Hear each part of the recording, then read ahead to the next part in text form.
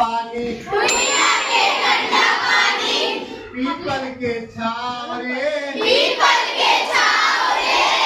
आया परदेसिया सवेरे मोरा गाँव रे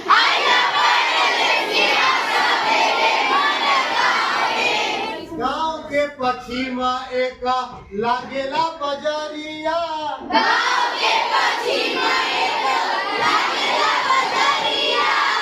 चूरी पहिरे जब चलेली गुजरिया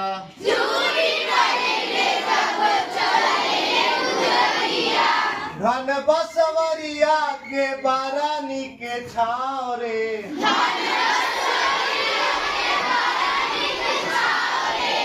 अइहा परदेसिया सवेरे मोरा गाँव रे